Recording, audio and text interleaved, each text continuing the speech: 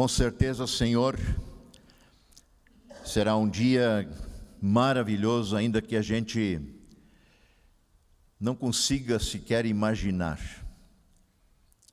a Tua glória sendo revelada, exposta de forma definitiva a este mundo.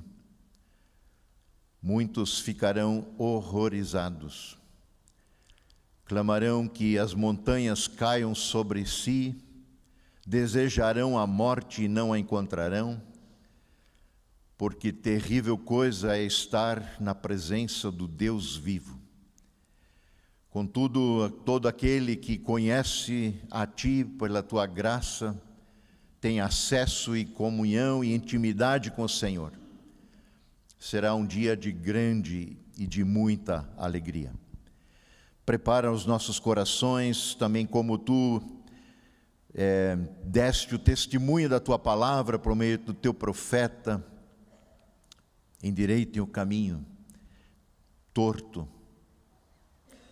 aplanem os vales, façam uma vida reta, uma vida que anda em fidelidade ao Teu reino, Teu governo sobre nós já hoje. Assim também instrui-nos por meio desta palavra agora a vivermos de forma a honrarmos o Teu santo e eterno nome. Em nome de Jesus é que oramos. Amém. A comunidade pode sentar. Como já dito, nós estamos no segundo domingo de Advento e o tema, obviamente, continua sendo a volta, a vinda do nosso Senhor e Salvador. E eu quero ter hoje como palavra referência para a nossa reflexão, e a gente vai tocando nela aos poucos, de Atos dos Apóstolos, o capítulo 1, do verso 3 a 11, onde de alguma forma também esse tema aparece, ali junto à ascensão de Jesus. Bom, eu creio que todos nós temos de alguma forma uma curiosidade que é inata, né? Crianças são altamente curiosas, e talvez a pergunta que mais fazem é por quê, por quê, por quê, por quê? E curiosas. Mas eu tenho minha convicção de que nós temos uma curiosidade extremamente forte em relação ao futuro. Se assim não fosse, não teríamos tantos adivinhadores, prognosticadores, aqueles que querem ser profetas do futuro, que para isso consultam mortos, para isso tentam olhar para os astros, jogar búzios, sei lá o que, tudo, para tentar perceber, discernir o que o amanhã nos reserva, o que nos aguarda amanhã. E eu penso que, de alguma forma, tentar controlar o futuro, assim como controlamos e queremos controlar o presente, conhecer o futuro é também tentar controlar o futuro. Porque se eu sei o que vai ser, de alguma maneira, eu não preciso confiar, eu não preciso esperar, eu tenho também o futuro na minha mão. E nós somos convidados, em termos de Advento, a viver numa outra perspectiva. Na perspectiva, como já falamos domingo passado, da paciente espera, da perseverança. Então, o primeiro Advento, aquele que Deus vinha anunciando através de seus profetas e líderes espirituais do povo de Deus, apontava para a vinda necessária, absolutamente necessária, do Messias, do Cristo de Deus, do ungido de Deus, do Salvador, do Emmanuel, do Deus conosco. E levou muito tempo, portanto, demandou também do povo de Deus esperar, esperar, esperar. E foram-se anos e anos e anos. Mas o dia chegou, e exatamente no dia determinado por Deus, nasceu Jesus. Numa manjedoura foi colocado, criança, menino, bebê, como todos nós viemos ao mundo, gerado sim pelo Espírito Santo de Deus, Filho de Deus, Deus presente em nosso meio. E assim realiza seu primeiro advento, que celebramos e lembramos de alguma forma no Natal.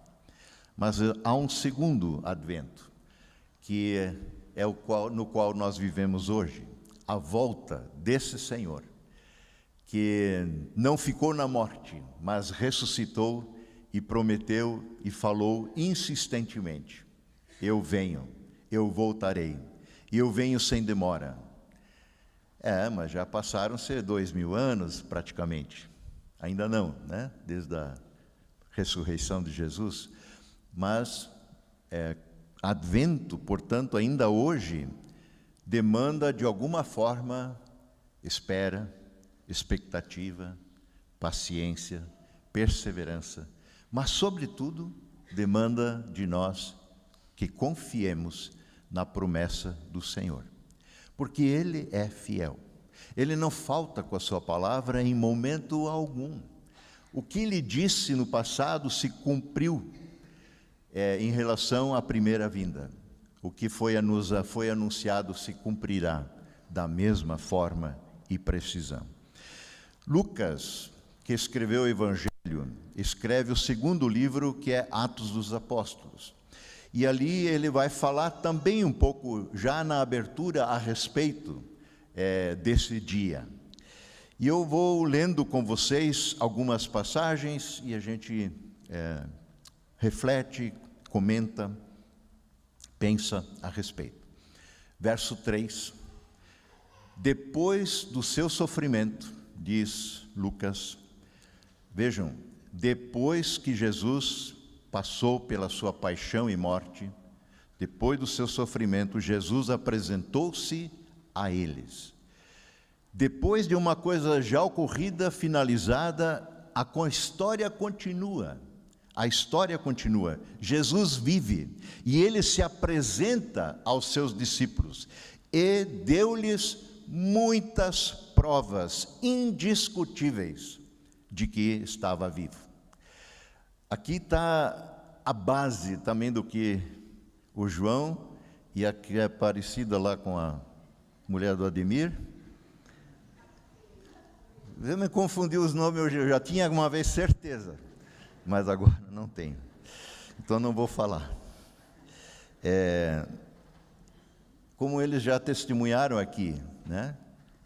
As Escrituras têm no seu centro, no seu cerne, a pessoa de Jesus. E a nossa fé, a fé cristã, não é a fé na fé, não é a fé religiosa, de que com os nossos atributos religiosos, o nosso fazer religioso, a gente merece alguma coisa de Deus. A nossa fé está pautada em fatos. O fato de que Cristo nasceu, o fato de que Ele andou entre nós, de que Ele é a palavra que se fez carne, que anunciou a proximidade do reino, que Ele vivenciou a proximidade do reino, porque Ele é o Rei. E Ele morreu como havia falado, e Ele ressuscitou. A fé cristã é uma fé factual, uma fé baseada na história, é uma fé que pode ser colocada de forma bem concreta, exata, fundamentada. Ela não é baseada em historinhas, em conto da carrochinha, em história para boi dormir, seja lá o que for. Ela é baseada naquilo que houve entre nós. Então Jesus viveu, sofreu, mas depois se apresentou aos seus discípulos inúmeras vezes, de forma indiscutível, deu provas de que Ele vive. Paulo vai dizer, além do grupo de discípulos e outras pessoas, Paulo vai citar mais de 500 que tiveram contato com o Cristo ressurreto. Então ele apareceu-lhes, segue o verso 3, por um período de 40 dias, falando-lhes acerca do reino de Deus. Parece que Jesus não tem outra temática. Jesus começa a sua pregação em Marcos 1:14, arrependam-se, Creio no Evangelho porque o reino de Deus está perto. Ele morre, ressuscita e ele continua a anunciar o reino de Deus. Atos, por assim dizer, é o segundo volume de uma história que segue. Uma história que tem início no Evangelho de Lucas. E Lucas é muito longo, em termos de texto, é o que mais tem, que narram a toda a história de Natal. A história do nascimento de Jesus. Mas que não termina na cruz, não termina no túmulo. A história segue, nem termina com a ascensão de Jesus. A história, além de seguir, ela também não tem fim. Atos tem 28 capítulos. O capítulo 28 não encerra a história de Jesus. Muitas vezes se fala em Atos 29, ficticiamente, vamos dizer assim, para se referir exatamente à história que Jesus continua fazendo nessa terra, anunciando o reino, dando sinais do reino através da sua igreja. Nós, corpo de Cristo, onde Ele é o cabeça, e nós, membros desse corpo. Então, o Evangelho dá para dizer assim, só a história, como Lucas diz aqui no início do livro de Atos, que eu não li, eu pulei os dois versos iniciais. Ele diz, olha, eu estou contando agora aquilo que Jesus depois daquilo que Jesus começou a fazer e a ensinar. Aí a história segue. Então, por isso, alguns gostam também de chamar o livro de Atos dos Apóstolos, na verdade, de Atos do Espírito Santo, ou a história da continuidade de Jesus entre nós, através do seu Espírito. Então, a vida terrena de Jesus era só o começo de uma atividade, vamos chamar assim, que não conhece fim, mas que haverá um ponto culminante com a sua volta a esse mundo. Sendo assim, continuamos vivendo no tempo de advento de Cristo, que não acontece apenas nos 4 domingos que antecedem a celebração do Natal. Advento é todo dia. Advento existirá até que se cumpra a volta do Senhor. Então, Jesus não é aquele que foi. A gente nunca se refere a Ele como alguém que foi, seja na ascensão ou existiu no passado. Jesus é aquele que é. Jesus é presente. A sua vida continua entre nós. Em certo sentido, tudo no livro de Atos dos Apóstolos ensina que Jesus continua vivo e ativo na sua igreja, por meio da sua igreja, nesse mundo, pelo poder do Espírito Santo. E é o que diz no verso 4, seguindo no nosso texto.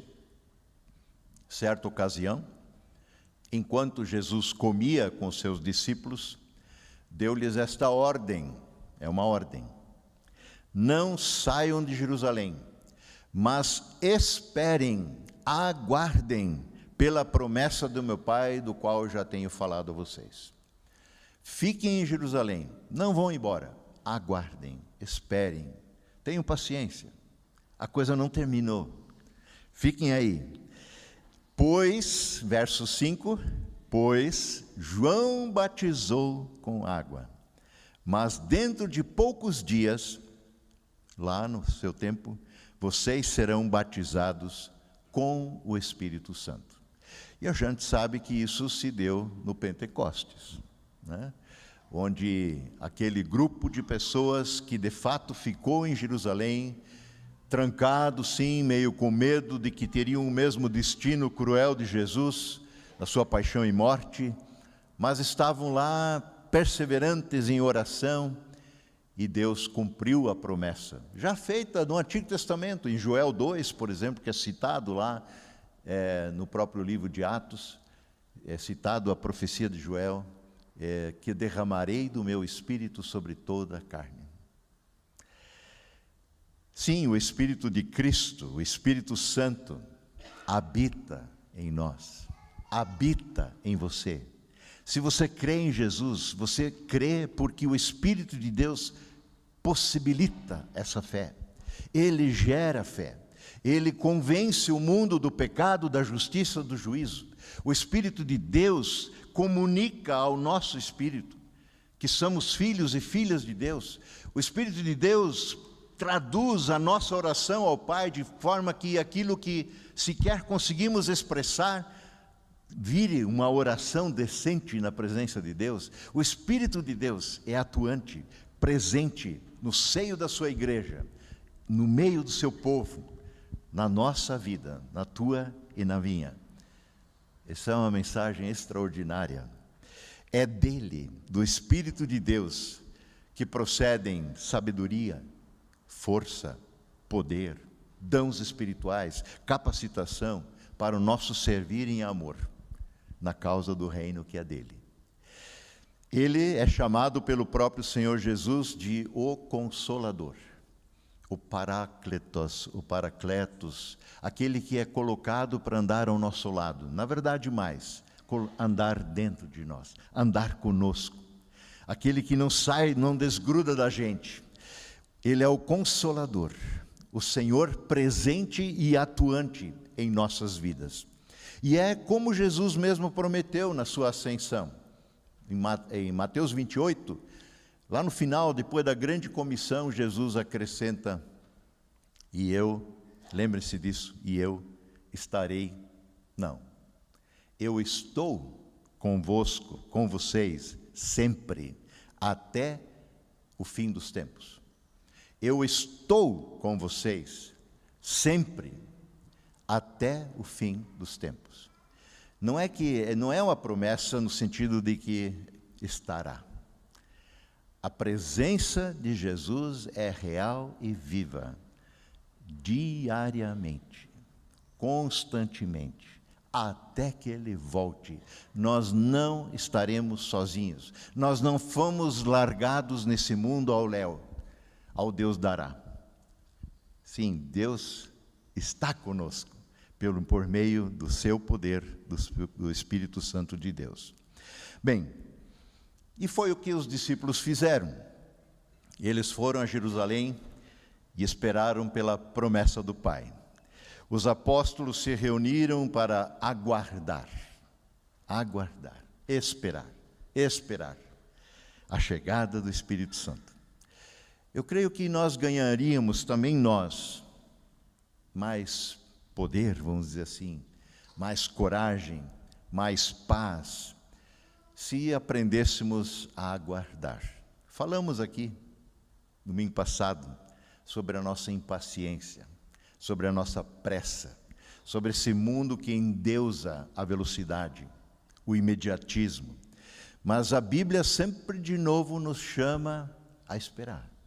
Aguardem, esperem, sejam pacientes, longânimos, como Deus é. Deus é muito paciente. E Pedro, citei já no domingo passado, disse que se o Senhor não voltou ainda, é graças à paciência de Deus, que não quer que ninguém se perca, mas que esse evangelho alcance o maior número de corações possíveis. E nos assuntos da nossa vida particular, também precisamos aprender a estar tranquilos, a sossegar, a esperar com paciência e perseverança, muitas vezes, a direção de Deus, o agir de Deus, o falar de Deus. Já Isaías, que foi citado aqui na saudação inicial por Lucas, diz no Isaías 40:31, mas os que esperam no Senhor renovam as suas forças. Os que esperam no Senhor renovam as suas forças. Podemos falar isso junto? Os que esperam no Senhor renovam as suas forças. E a gente se exaure, correndo, e não tem tempo para esperar no Senhor. E em meio ao corre da vida, deve haver um lugar para uma sábia passividade, não uma letargia, uma sábia passividade, para uma paciência confiante que espera no Senhor. Em meio a toda a luta e corre-corre do dia a dia, deve haver um momento para parar e para receber, ser preenchido pela santa presença do Cristo vivo no seu Espírito Santo. Aguardem, esperem no Senhor. E Lucas segue, verso 6. Então os que estavam com Jesus lhe perguntaram: Senhor, será esse o momento em que restaurará o reino a Israel? Será esse o momento? Porque ele está falando que eles devem ir a Jerusalém, aguardar, porque o Espírito Santo virá. Será esse o momento em que o Senhor dará um jeito nessa situação toda, do domínio romano, do domínio do Herodes, um rei maldito? Sim, aí está de novo a nossa conhecida curiosidade. Os discípulos querem saber o que virá, quando será, como será, será esse o momento? Além do mais, pelo visto, os discípulos ainda não compreenderam, apesar da insistência de Jesus com a temática do reino de Deus. E ele falou muitas vezes a respeito do reino, talvez é um dos temas mais frequentes na boca de Jesus. Ele se perguntava algumas vezes: nossa, mas com o que eu vou comparar o reino de Deus? Para fazer essa galera entender essa mensagem. E ele se desdobrava, né? O reino é que nem uma rede, o reino é que nem uma pérola, uma reina. Nossa, ele tentou várias figuras. E parece que os discípulos ainda não compreenderam o que Jesus vinha anunciando a respeito do reino de Deus. Compreendemos nós? Eles esperavam pela coisa errada. Quando Jesus se referia ao reino de Deus, eles pensavam no reino de Israel. Eles tinham uma expectativa fora de foco daquele que Jesus vinha falando. Esperavam o dia em que, sim, pela intervenção divina, soberana, alcançariam a soberania no mundo que tanto sonhavam, a libertação dos povos invasores e o seu domínio. Eles, na verdade, concebiam o reino de Deus em termos políticos, em termos de poder, de exército.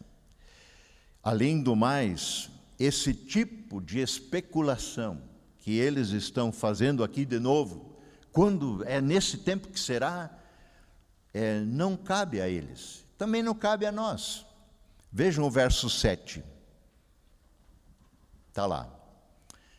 Ele lhes respondeu, Jesus respondeu aos discípulos, sobre a pergunta: será esse o tempo que vais restaurar Israel, o seu poder? Não lhes compete saber os tempos ou as datas que o Pai estabeleceu pela sua própria autoridade. Não compete a vocês saber tempos e datas. Em outras palavras, o Pai já determinou o tempo e a ocasião exata para que tudo isso aconteça, e não cabe a vocês ficar especulando, querendo saber de quando e como isso será. Mas Jesus tinha uma perspectiva totalmente diferente do reino de Deus. Ele acaba não só não respondendo à expectativa dos discípulos, como também ele dá uma guinada de novo na conversa, como ele muitas vezes fazia. Veja o verso 8. A pergunta era sobre quando será nesse tempo, e ele fala que não compete conhecer tempos, mas receberão poder quando o Espírito Santo descer sobre vocês. E vocês serão minhas testemunhas em Jerusalém, em toda a Judéia, Samaria e até os confins da terra. Vejam que Jesus contrapõe a esta expectativa de quando será esse o tempo com um outro quando, um outro momento. A pergunta deles foi: Senhor, será esse o momento em que restaurarás o reino a Israel? E Jesus diz: vocês receberão poder quando o Espírito Santo descer sobre vocês. E aí vocês serão minhas testemunhas. Como então Jesus concebia, como ele compreendia, como ele via o reino de Deus? Vejamos, como eu disse, é um tema muito presente nas Escrituras. Eu vou pensar um único momento que Jesus nos ensina e a gente mesmo faz uso dessa palavra dominicalmente, quando não em mais outras ocasiões. O Pai Nosso. Nele abre-se com 2 pedidos que estão juntos, lado a lado. Venha o teu reino, seja feita a tua vontade, assim na terra como no céu. As 2 petições aqui estão em paralelo. Uma característica bem clara, hebraica, de comunicar, de falar. Venha o teu reino e seja feita a tua vontade, estão em paralelo. Então, onde o reino de Deus está, ou onde o reino de Deus é desejado, é buscado, a sua vontade automaticamente impera. A sua vontade é desejada, a sua vontade é buscada. A segunda petição, então, é uma definição da primeira, portanto. Venha o teu reino, né? Reino, Jesus falava, então, de uma sociedade, vamos dizer assim, uma comunidade, uma comunhão nessa terra, na qual se cumprisse perfeitamente a vontade de Deus, como ela é feita no céu. Por essa mesma razão, reino de Deus seria um reino de amor, porque o rei é o rei de amor. Não um reino de poder, não um reino de estrutura, não um reino de domínio, não um reino de opressão, não um reino que usa força, não por força nem por violência, diz o Senhor dos Exércitos, assim em Zacarias, mas pelo meu Espírito.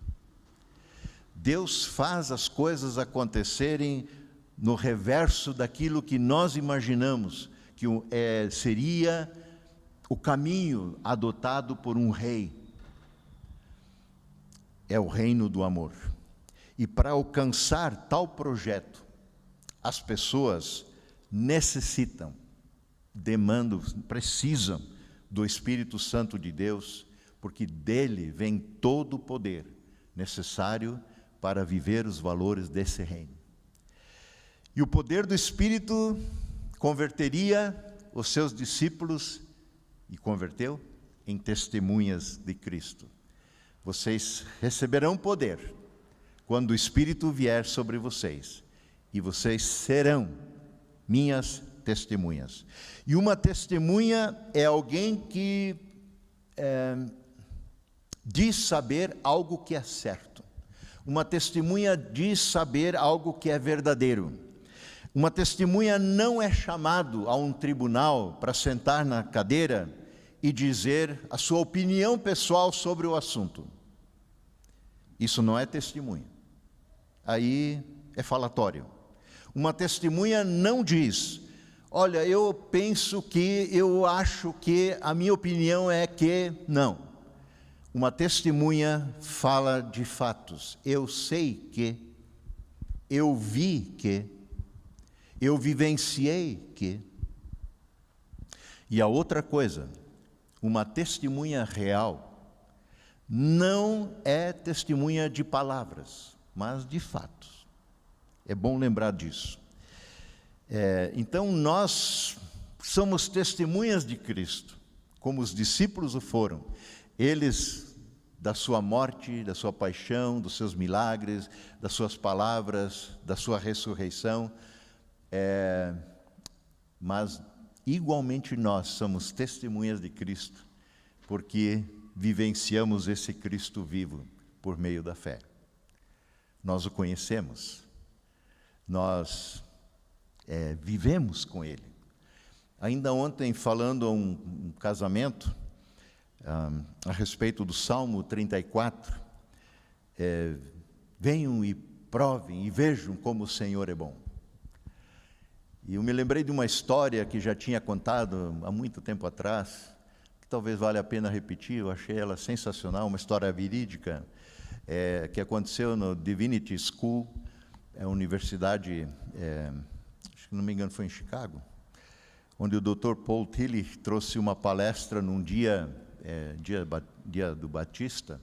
Era meio assim um acampamento, um passadia, todo mundo meio solto, trazendo seu lanchinho para passar o dia. E o Dr. Tillich falou 2h30 naquele encontro, a respeito, tentando provar com argumentos, literatura e tudo mais, que a ressurreição de Jesus não aconteceu. E depois de terminar o seu elaborado discurso, ele perguntou: alguém ainda aí tem alguma pergunta? Aí um senhor levantou, já de uma boa idade, cabelinho branco. A história diz que ele era negro, inclusive. E ele levantou com muita calma. Todo mundo olhou para ele, porque ele não saiu falando. Abriu um saquinho de papel onde tinha uma maçã. Tirou a maçã, deu uma boa mordida, mastigou aquele pedaço, engoliu e disse: eu tenho uma pergunta. E aí, de novo, deu uma mordida na maçã, tranquilo. E todo mundo: então faz a pergunta. Ele: pois é. E o senhor poderia me dizer, Dr. Tillich, se essa maçã que eu estou comendo é doce ou azeda? Aí ele disse: me desculpe, senhor, mas é impossível responder essa pergunta para o senhor. Eu não experimentei essa maçã. É você que está comendo ela. Daí ele disse, deu mais uma mordidinha e disse: pois é. Eu acho que o senhor também não conhece, nunca provou o meu Jesus. Porque eu o conheço. Ele vive comigo. Eu falo com ele, ele fala comigo.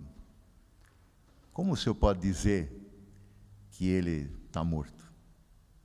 Eu não li os livros que o senhor leu, eu não sei se está Novo Testamento em grego no original, eu nunca li Nibur e tantos outros que o senhor citou, mas uma coisa eu sei: o meu Redentor vive. Nós somos testemunhas, chamados a sermos testemunhas, como este homem foi, do Cristo que vive. E uma última coisa, e um dos atos mais sugestivos com relação à testemunha, é que no grego a palavra testemunha é a mesma palavra para mártir. A mesma palavra.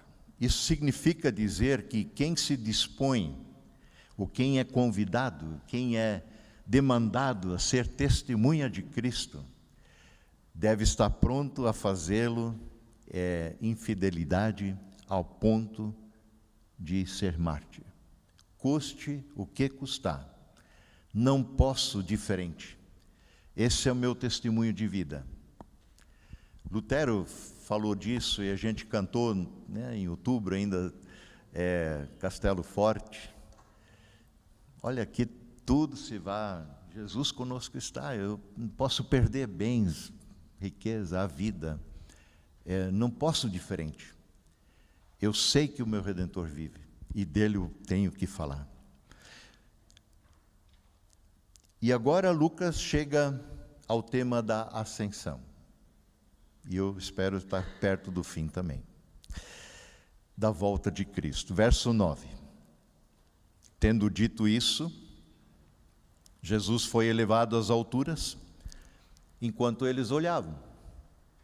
E uma nuvem o encobriu da vista deles. Uma nuvem veio providencial e encobriu. E Jesus desapareceu. Interessante que só Lucas relata o fato da ascensão, também já no Evangelho. No Evangelho de Lucas 24, versos 50, e bem os últimos versos do seu Evangelho, ele diz assim: Jesus, tendo levado os seus discípulos até a proximidade de Betânia, Jesus levantou as mãos e os abençoou. E estando ainda a abençoá-los, ele os deixou e foi elevado ao céu. Então eles o adoraram e voltaram para Jerusalém com grande alegria. E permaneciam constantemente no templo louvando a Deus. Assim termina o Evangelho de Lucas. É assim que Lucas também agora emenda o seu segundo livro, o livro de Atos, retomando esse tema da ascensão.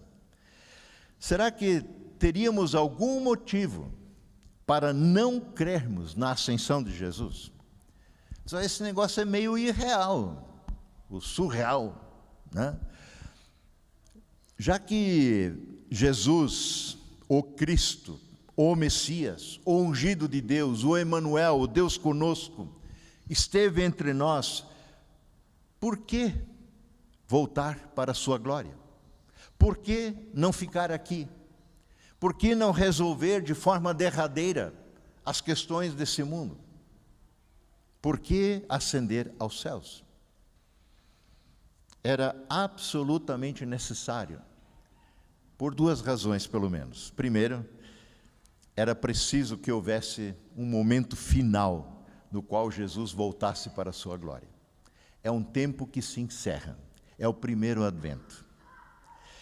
Depois de aparecer por 40 dias, há muitas pessoas, como o ressuscitado, o Cristo vivo, Jesus não iria desaparecer aos poucos, indo sumindo, até que ninguém mais soubesse dele, nem onde está e o que aconteceu. O ponto final é a ascensão. E isto não poderia continuar assim, Jesus simplesmente desaparecendo, de uma forma indefinida, né? Assim como ele veio de forma visível, até os magos lá do Oriente ficaram sabendo, dirigidos por uma estrela, acharam o menino, se prostraram diante dele. Os pastores, a ralé da sociedade, a eles é anunciado pelos anjos: hoje lhes nasceu o Senhor, o Salvador, e eles foram adorá-lo numa manjedoura. A sua presença como Cristo ressurreto tinha então um propósito. Como a gente já leu em Atos, verso 3, na nossa palavra aqui, Jesus apresentou-se a eles e deu-lhes muitas provas indiscutíveis de que ele está vivo. Jesus deixou muitas provas indiscutíveis de que ele está vivo.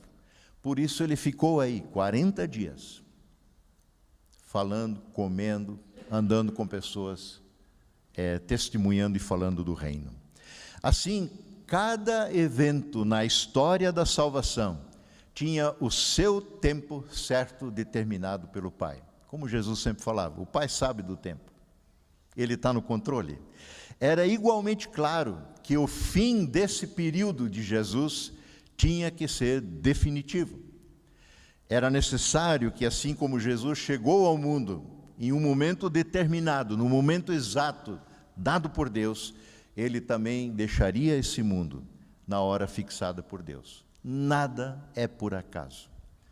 Não é por acaso, isso mesmo fora do controle de Jesus, que ele é morto na sexta-feira da paixão, dia de Páscoa. Não é à toa que o Espírito Santo desce exatamente no dia de Pentecostes. Isso tudo encaixa nas histórias e nas promessas de Deus. Assim também será com a volta de Jesus. Há um dia estabelecido pelo Pai. Só Ele o conhece, mas o dia existe. Virá como ladrão da noite, talvez para muitos, porque não aguardam, talvez não creem, não têm a expectativa, não têm a espera desejada por esse dia. Aí, ao falar do fim dos tempos, aos seus discípulos, lá em Marcos 13, que é um capítulo inteiro praticamente, Jesus dá a eles alguns sinais que apontam para esse dia, que podem ajudar as pessoas a perceber, acho que está perto, como a gente costuma fazer. Ainda assim não temos certeza, mas nós temos muitas coisas que estão incluídas nesse período chamado dos últimos dias, que estão aí, que é a realidade nesse mundo. E Jesus conclui essa palavra profética em Marcos 13, dizendo, aliás, os discípulos perguntam para ele também de novo ali, quando Jesus explica essas coisas. Então, quando acontecerão essas coisas? Perguntam os discípulos, de novo a curiosidade. E qual será o sinal que tudo isso está prestes a se cumprir? Então Jesus faz uma advertência a eles, descreve situações e fatos que dão luz a esse dia, que indicam a sua proximidade desse dia, e aí ele não apresenta uma data específica, mas de novo Jesus aponta exclusivamente para a competência do Pai no que se refere a determinar o futuro. Nós não controlamos o futuro, não nos cabe esse tema. E Jesus diz aos seus discípulos, quanto ao dia e a hora, ninguém sabe, nem os anjos no céu, nem o Filho de Deus, senão somente o Pai. Portanto, também a ascensão de Jesus tem um lugar na história da salvação, que tem a sua agenda com Deus. Se Jesus queria dar aos seus discípulos uma prova inquestionável da sua vida, do seu retorno à sua glória, a sua ascensão era absolutamente necessária. Verso 9, eu repito, e o 10 do nosso texto. Tenho dito isso.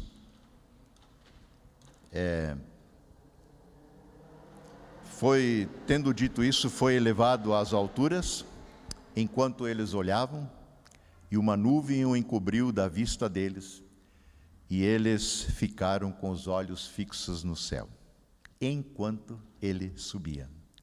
Era a única prova possível de que Jesus tinha voltado para a glória, de onde ele veio.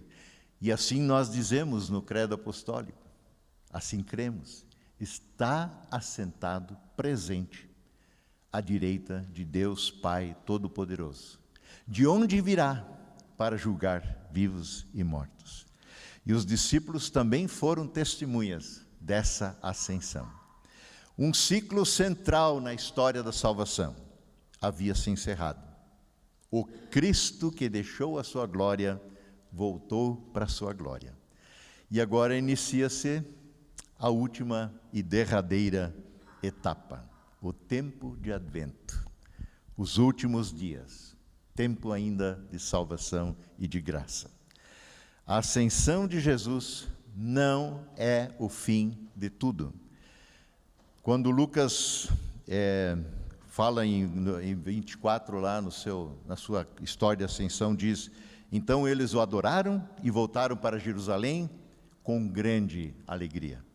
E permaneciam constantemente no templo louvando a Deus. Afinal, eles tinham recebido uma promessa. Aguardar em Jerusalém que seriam cheios e preenchidos com o Espírito Santo. Eles receberiam poder para serem testemunhas e o foram, logo ali no Pentecostes começou.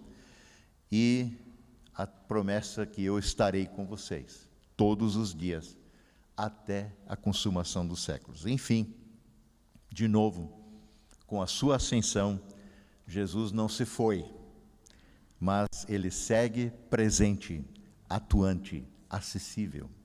É um Deus que intervém. E concluindo a narrativa, Lucas então diz no nosso texto, verso 10 e 11, e eles ficaram com os olhos fixos no céu, enquanto ele subia. E de repente surgiram diante dele 2 homens vestidos de branco, anjos, que lhe disseram: Galileus, por que vocês estão olhando para o céu? Este mesmo Jesus, que dentre vocês foi elevado ao céu, voltará da mesma forma como vocês o viram subir. Então, o ensino essencial do cristianismo é que Deus tem um plano para o ser humano, para esse mundo, e por isso, de novo, a ascensão de Jesus não é o fim da história. Ele voltará da mesma forma que vocês o viram subir. Temos que crer que a história não é um conglomerado casual de fatos fortuitos e ao acaso que não vão dar em lugar nenhum. Temos que crer que o mundo vai de um ponto a outro, conduzido por Deus, que existe algum feito divino, longínquo, um rumo para o qual Deus conduz todas as coisas. Esse mundo não está entregue à sua própria sorte. Deus que o criou tem propósito para a sua criação. E devemos crer que quando chegar o tal dia, esta consumação, Jesus Cristo será, sem dúvida, o juiz e o Senhor de todos. Todo joelho se dobrará, toda língua confessará que Jesus Cristo é o Senhor, para a glória de Deus Pai. Então, a segunda vinda não é um assunto sobre o qual se deve especular, bisbilhotar, ilegitimamente. O advento é uma convocatória a lutar pela chegada desse dia e a nos prepararmos para, quando esse dia chegar, estarmos realmente na presença do Senhor e a ir colocando sinais desse reino, desse Senhor que reina presentemente na sua glória, da sua glória. E que nossa oração seja como termina Apocalipse, quando Jesus anuncia: e eu venho, sem demora. E a igreja diz: sim, vem, Senhor Jesus. Que também essa seja a nossa oração. Amém.